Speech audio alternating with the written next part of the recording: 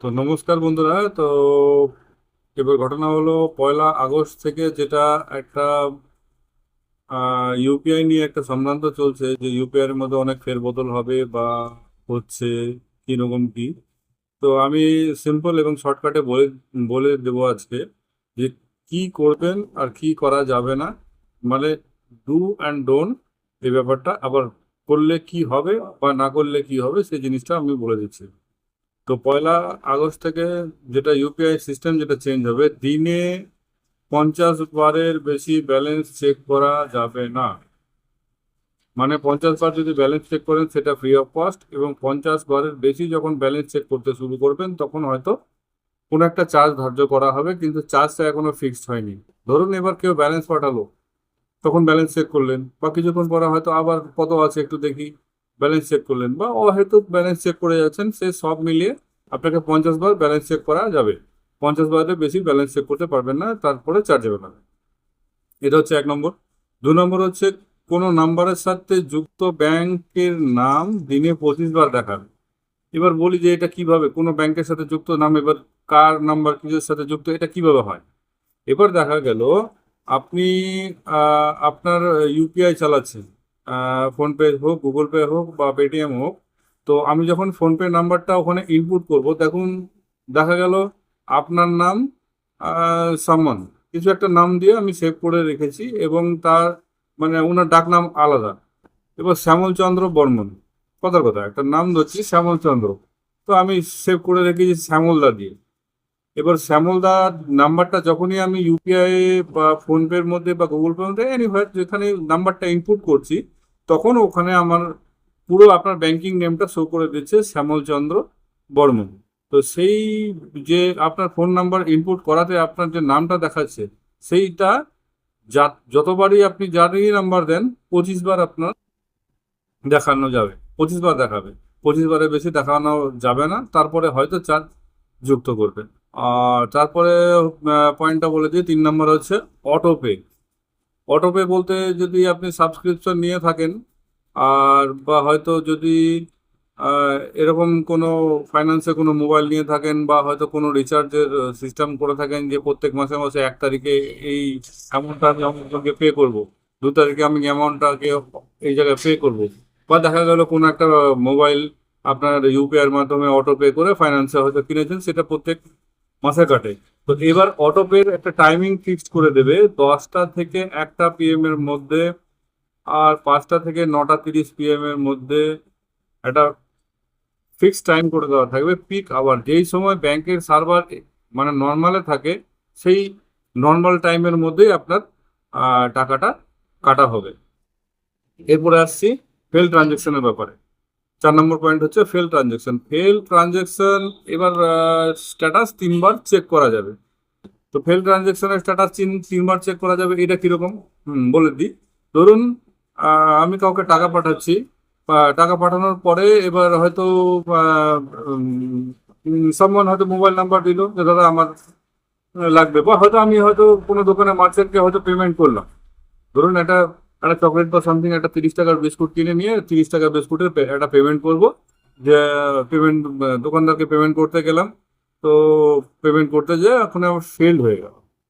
তো ফেল্ড হয়ে গেলে দোকানদার তো বলবে যে হ্যাঁ আমার টাকাটা পেমেন্ট করুন, সেটা দোকানদারের সাথে সেটা সম্পর্কের ব্যাপার আছে, বা বাইরের দোকান হলে আপনার কিন্তু উনি ছাড়ছেন না। তো এইবারে ঘটনাটা হলো আপনি চাইবেন যে আপনার পেমেন্টের স্ট্যাটাসটা আমি চেক করবেন যে হয়েছে কিনা, হয়েছে কিনা। তো এই স্ট্যাটাসটা যেটা চেক করবেন সেটা 3 বারের বেশি আপনি চেক করতে পারবেন না। এবার সেটা পার্সন টু পার্সনের ক্ষেত্রেও একই ব্যাপার, এবং মার্চেন্টের ক্ষেত্রেও একই ব্যাপার। দেখা গেল আমি আমার বাড়ির কোনো ফ্যামিলি মেম্বারকে আমি একটা টাকা পাঠালাম, 500 টাকা একটা টাকা পাঠালাম, 500 টাকাটা পাঠাতে গিয়ে কোনোভাবে ফেল্ড হয়ে গেল, আমার অ্যাকাউন্ট থেকে কাটা গেছে, ওনার অ্যাকাউন্টে পৌঁছায়নি, প্রসেসিং এ পড়ে গেছে। তো প্রসেসিং এ পড়া মানে ওটা ফেল ট্রানজেকশন হয়ে যাওয়া। তো ফেল ট্রানজেকশনটা যখনই আমি আর চেক করব, সেটাকে 3 বার চেক করতে পারবো। 3 বারের পরে যদি চেক করি, হয়তো সেক্ষেত্রে কোনো হচ্ছে একটা চার্জ, একটা নির্দিষ্ট চার্জ নেওয়া হবে। সেটা এখনো চার্জের কথা এখনো আরবিআই বলেনি, সেটা সময় সাপেক্ষ ব্যাপার, ওটা পরে জানা যাবে। লাস্ট হচ্ছে ফাইনাল অটো ব্যালেন্স আপডেট। এবার ওই প্রথমকার দিনে 50 বার, আর এই অটো ব্যালেন্স আপডেটটা এটাও সেম। এবার আপনি যাতে ব্যালেন্সটা বারবার চেক না করেন সেই জন্য অটো ব্যালেন্স আপডেটের সিস্টেমটা দেওয়া হয়েছে। কিরকম একবার আপনাকে বলে দিই, যে ধরুন আপনি আহ, কাউকে টাকা পাঠালেন, তো আপনার অ্যাকাউন্টে ছিল 10,000, 10,000-এর মধ্যে হয়তো দেখা গেলো আমার ফ্যামিলি মেম্বারকে আমি 1,000 টাকা পাঠালাম, তাহলে অটোমেটিকলি ওই পেমেন্টের যে স্ক্রিন মানে দেখা শো করবে সেখানে আপনার কত টাকা বেঁচে থাকলো বা কত টাকা অবশিষ্ট রইলো সেই ওটাও দেখতে পাবেন। আপনি 10,000 টাকা পাঠানোর পরে যে 9,000 টাকাটা পড়ে থাকবে সেটা দেখতে পাবেন। অতএব আপনি নিজেই কনফার্ম হয়ে যাচ্ছেন যে 10,000 টাকাটা পাঠালাম, এই সরি, 10,000 টাকা ছিল আমার, 1,000 টাকা পাঠালাম, তো আমার এখন ব্যালেন্সে 9,000 টাকা থাকার কথা, ইভেন থাকবেও, সেই 9,000 টাকাটা থাকবে, সেটা আপনি স্ক্রিনে দেখতে পাবেন। আপনাকে নেক্সট টাইম ব্যালেন্সটা পাঠানোর পরে আবার চেক করতে হবে না। তো এতগুলো জিনিস ইউপিআই যে এই নিয়মগুলো করে দিচ্ছে, সব খালি একটাই উদ্দেশ্য, সার্ভার যেন সবসময় ফ্রি থাকে। এই যে ট্রান্সফার করছেন আটকে যাচ্ছে, এক্ষেত্রে একটা মার্চেন্টের সাথে সম্পর্ক খারাপ হচ্ছে, ব্যাংকের সাথে একটা সম্পর্ক খারাপ হচ্ছে, ব্যাংকে আবার পিক আওয়ারটা দিচ্ছে, এটার জন্য একটা ফিক্স টাইম থাকছে। তারপরে বলি যে এবার হয়তো কোথাও লোন পেমেন্টের জন্য আপনি টাকা দিতে যাচ্ছেন, লোনের টাকা ফেল্ড হয়ে যাচ্ছে বারবার। তো এই যাতে ফেল্ড যাতে না হয় বা ফেল্ডের সংখ্যা যাতে কমে আসে, বা টাইম টেবিলটা যেটা মানে সার্ভার যদি, পরিষ্কার কথা, সার্ভার যদি ভালো থাকে তাহলে আপনি ইউজ করতেও সুবিধা পাবেন, মানে ইকো ফ্রেন্ডলি ব্যাপারটা থাকছে না, আপনি ডিস্টারবেন্স হবেন না, আপনাকে কাউকে জবাবদিহি করতে হবে। তো অতএব কোম্পানি তো থাকবে না, কারণ যে কোনো কোম্পানিতে যদি অটো পে দিয়ে থাকেন সে তো অপেক্ষায় থাকবে যে এই সময় আমার টাকাটা চলে আসবে।